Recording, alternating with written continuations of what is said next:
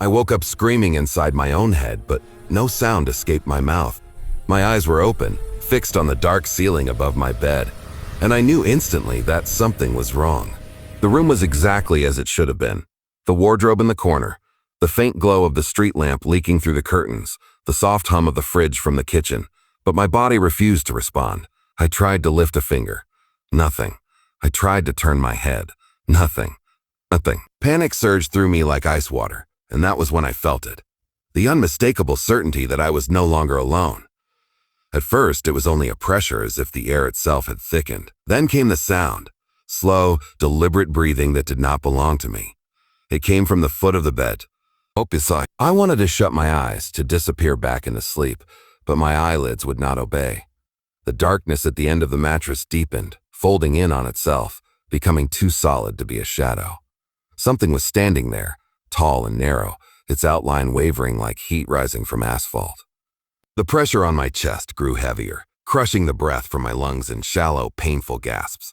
Every instinct screamed that this was sleep paralysis, that my brain was playing tricks on me, but another, older part of me whispered a different truth.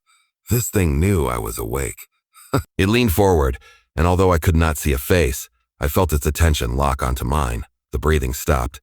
The silence that followed was so complete it rang in my ears. Then, without moving its mouth, it spoke directly into my thoughts. "You see me now." I jolted awake for real, my body snapping back into control as if a switch had been thrown. I bolted upright, drenched in sweat, gasping for air. The foot of the bed was empty.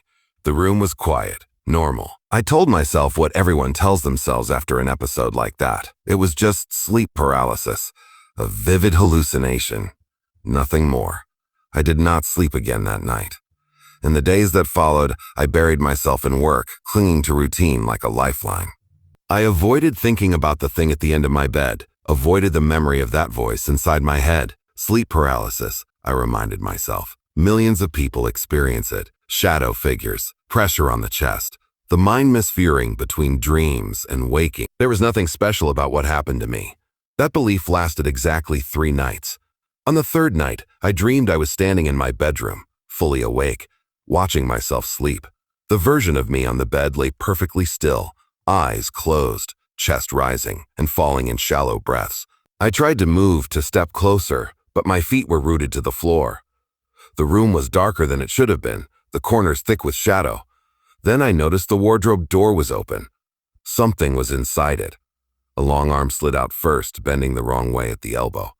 Then another. The thing unfolded itself slowly, deliberately, as if savoring the moment. It stepped out of the wardrobe and stood beside the bed, towering over my sleeping body.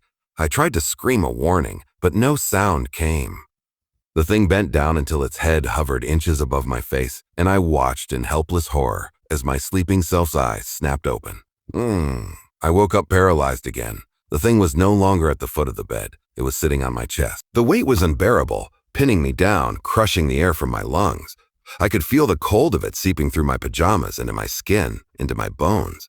Where its legs straddled my torso, the mattress dipped deeply, as if bearing the weight of a person far heavier than it appeared. My heart hammered wildly, each beat a dull thud in my ears. I tried to pray, to scream, to do anything at all, but my body remained a prison.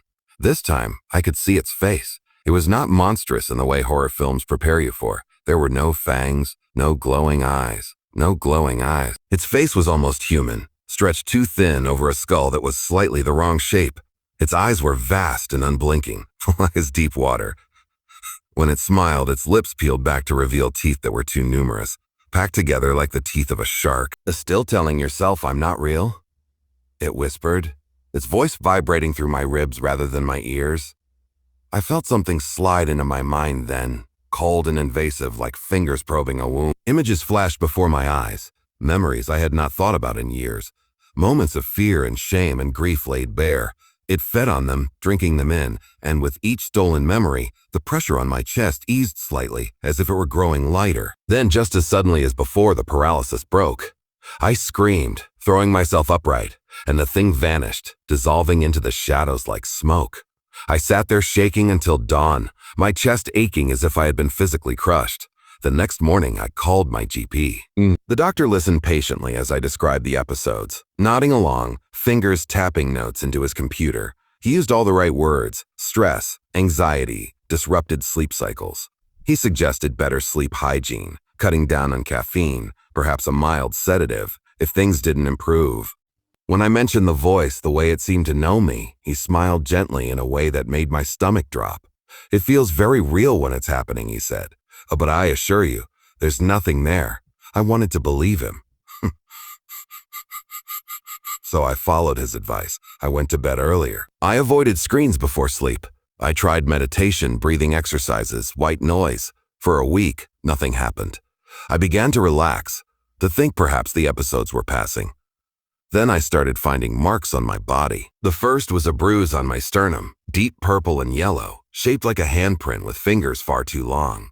I told myself I must have knocked into something without noticing.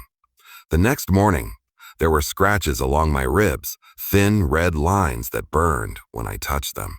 By the end of the week, I was covered in small, unexplained injuries, each one appearing after a night of restless sleep, filled with half-remembered dreams of dark rooms and watching eyes.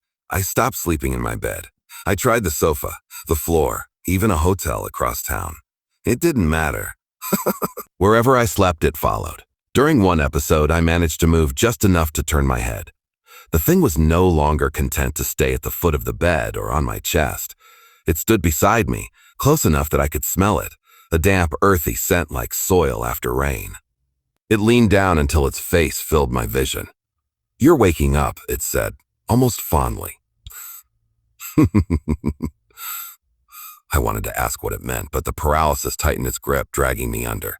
In my desperation, I began researching sleep paralysis obsessively. Medical journals, forums, personal accounts. I read about shadow people, night hags, old folklore that described exactly what I was experiencing, long before the term sleep paralysis existed. In nearly every culture, there were stories of beings that visited people in their sleep, stealing breath, feeding on fear. Most modern explanations dismissed them as myths born of misunderstanding, but some accounts didn't fit. A handful of people claimed that their experiences went beyond hallucination. They spoke of shared encounters, of seeing the same entity described in the same way, of physical marks left behind. Most of these stories ended abruptly, their authors never posting again. One night, while scrolling through an obscure forum at 3 a.m, I received a private message. "You see it too," it read. "You need to stop sleeping." The reply came almost instantly. "It isn't a hallucination. It lives in the space between sleep and waking. Most people can't see it. Some can. When you see it, it sees you back." My phone buzzed again. "It feeds on awareness. Fear is just a bonus." I asked how to stop it. There was a long pause before the final message appeared. "You don't. You can only starve it." I didn't need them to explain what that meant. The realization settled in my chest like a stone. If it fed on awareness during sleep, then the only way to starve it was to never sleep at all. I tried anyway. Coffee, energy drinks, cold showers. I stayed awake for as long as I could, pacing my flat, slapping my face whenever my eyelids drooped. After 48 hours, the world began to blur at the edges. Shadows stretched and twisted. Sounds echoed strangely. On the third day, I started seeing it even while awake. Reflections in mirrors that moved a fraction too slowly. Shapes in my peripheral vision that vanished when I looked directly at them. "You're tired," it whispered from somewhere behind me, and that's when I like you best. I don't remember collapsing.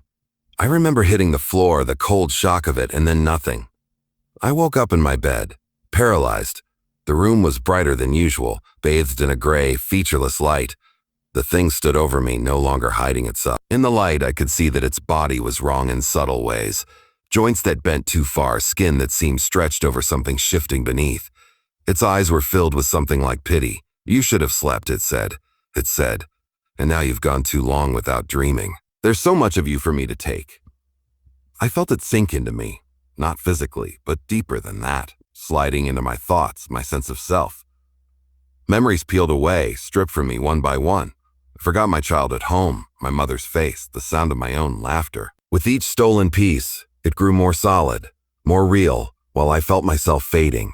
In a moment of pure animal terror, I focused on one thought and clung to it with everything I had left. If this thing existed in the space between sleep and waking, then it needed me there.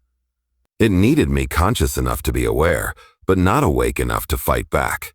I did the only thing I could think of. I let go. I stopped resisting the paralysis. I stopped fighting to wake up. I allowed myself to fall fully asleep, surrendering to the darkness completely. The thing shrieked, not aloud, but inside my skull, as the space around us collapsed.